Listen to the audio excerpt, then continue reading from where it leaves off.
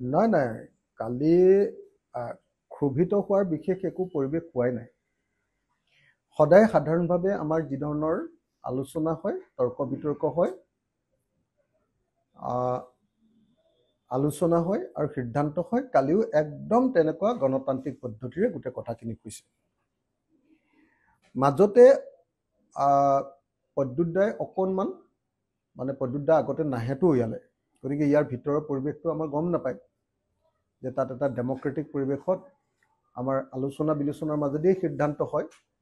গতিকে প্ৰদ্যুৎ দাই অকণমান ফটককৈ খং এটা কৰিলে, কিন্তু এনেকুৱাও নহয় যে প্ৰদ্যুৎ দাক খং কৰি সেইটো কাৰণতে ওলাই গৈছে সেইটো বুলিও আমি নাভাবোঁ। আৰু আপোনালোকে নিজে দেখিছে যে সভাপতি প্ৰথমৰ পৰা আছে শেষলৈকে আছে কংগ্ৰেছৰ, আৰু সিদ্ধান্ত হৈছে কালি বৈঠকত যে আমি একেলগতে 2026টো নিৰ্বাচনত অংশগ্ৰহণ কৰিম, 2026ত ঐক্যবদ্ধভাৱে বিজেপিক পৰাভূত কৰিম। চবে কালি কৈ আছে যে সাম্প্ৰদায়িক আৰু ফেচিবাদী বিজেপিক যদি একেলগতে পৰাভূত নকৰোঁ তেতিয়াহ'লে অসমীয়াৰ ভৱিষ্যত নাই। আৰু একেলগে আমি পৰাভূত কৰিবৰ কাৰণে ঐক্যমঞ্চত কালি আকৌ কংগ্ৰেছ আঁতৰি গৈছিলে, কালি আকৌ ঐক্যমঞ্চত কালি একেলগে থকাৰ সিদ্ধান্ত হৈছে। সুধিলে বেলেগ কেইবাটাও চেনেলৰ পৰা যে ভূপেন দাই একলা চলোৰে বুলি কিবা এটা বাক্য দিছে। মই নাজানো সেইটো কিহক লৈ দিছে বা কি দিছে, মই দেখাও নাই হা।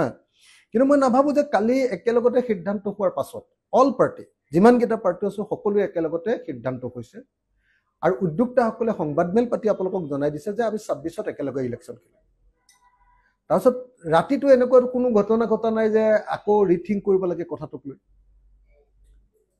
এনেকুৱা ধৰণৰ কোনো ঘটনা ঘটা নাই। গতিকে মই নাভাবোঁ যে এইটো আপোনাৰ ভূপেন দাই যিটো দিছে সেইটো আমাৰ বিৰোধী ঐক্য মঞ্চক লৈ, এইটো মই নাভাবোঁ। কিন্তু যদি দিছেও সেইটো আপোনালোকে ভূপেন দাৰ পৰাই সুধিব লাগিব।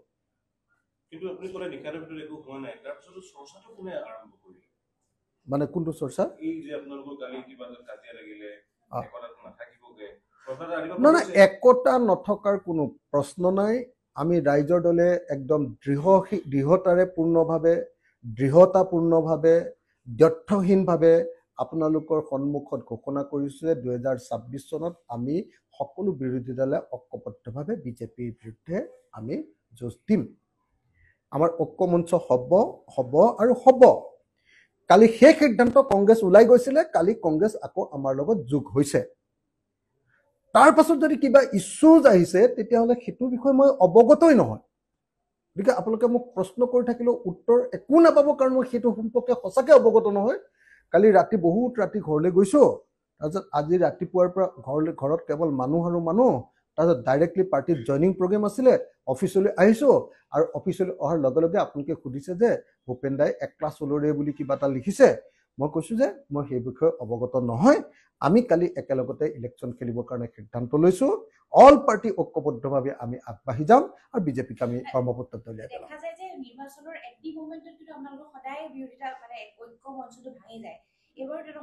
এইবাৰ নহ'বৰ কাৰণে আমি আগতীয়াকৈ এইবাৰ আটাইতকৈ আগৰ যিকেইটা ইলেকশ্যন আছিলে আমাৰ কাৰণে বহুত বেছি গুৰুত্বপূৰ্ণ নাছিলে।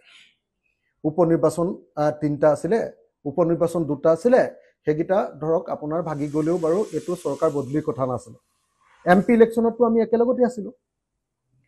এতিয়া বিধানসভা নিৰ্বাচনত মানে আমি একেলগতে আছিলোঁ কংগ্ৰেছৰ লগত। আমিতো ছেক্ৰিফাইচ কৰি আছিলোঁ, হয়নে নহয়? বাকী পাৰ্টিয়ে ছেক্ৰিফাইচ মানে কৰিব নোৱাৰা পৰিৱেশ এটা হৈছিলে কাৰণে আঁতৰি গৈছিলে, হয়নে নহয়? কিন্তু আমি ছেক্ৰিফাইচ কৰি একেলগতে আছিলোঁ। আপোনালোকে নিজে চাওকচোন ৰাইজৰ দলে কিমান ছেক্ৰিফাইচ কৰিছে। প্ৰত্যেকটো ইলেকশ্যনতে আমি হ'ব দে আমাক নিদিয়ে যেতিয়া বাদ দিলোঁ বুলি কৈ আহিছোঁ। কিমান বিচাৰিমতো পাৰ্টিৰ ভিতৰত আলোচনা চলি আছে। আমি কোনকেইটাত জিকিব পাৰিম সেই সমষ্টিকেইটা মানে বিচাৰিবৰ কাৰণে, তাৰ কাৰণে কাম কাজ চলি আছে। মই আপোনালোকক আৰু কেইদিনমানৰ পাছত মাৰ্চৰ 31 মাৰ্চৰ ভিতৰত ক'ব পাৰিম।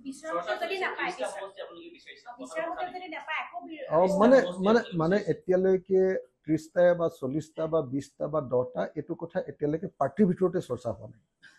আজি কৰ্ণধাৰ এতিয়া বহিব অলপ পিছত, তাত প্ৰথমখন লিষ্ট আমি বনামহে। প্ৰথমখন লিষ্ট আজি আমি বনামহে, কোনকেইটা আমি চিটত কম্প্ৰমাইজ নকৰাকৈ আমি খেলিমেই। আপোনালোকে তাৰ আগতে যদি 30টা 40টা যদি বুলি কৈ দিয়ে যে আমি কেনেকৈ জানিম আপুনি কওক আমি কথাই পতা নাই এতিয়ালৈকে আমাৰ খালি আমি grade A grade B grade C বুলি কাম কৰি আছোঁ আজি আমাৰ প্ৰথমখন বৈঠক হ'ব য'ত আমি এইকেইটাত আমি জিকিব পৰা অৱস্থালৈ আহিছে বুলি এটা সিদ্ধান্তত উপনীত হ'ম তাৰপিছত আৰু তেনেকুৱা বা কিমানখন মিটিং হয় গতিকে আমাৰ আমুকখন চিট লাগিব আপোনালোকে কৈছে 30খন এখন আমি বিচাৰিছোঁ আমি 30খন নহয় 3খনো বিচৰা নাই আমি 100খনো বিচৰা নাই আমি 40খনো বিচৰা নাই আমি 1খনো বিচৰা নাই আমি 3খনো বিচৰা নাই আমি এতিয়ালৈকে আসনৰ প্ৰশ্নলৈ যোৱা নাই মাত্ৰ এতিয়ালৈকে এটা বস্তুত একমত হৈছো যে বিজেপি খুৱাবলৈ আমি ঐক্যবদ্ধভাৱে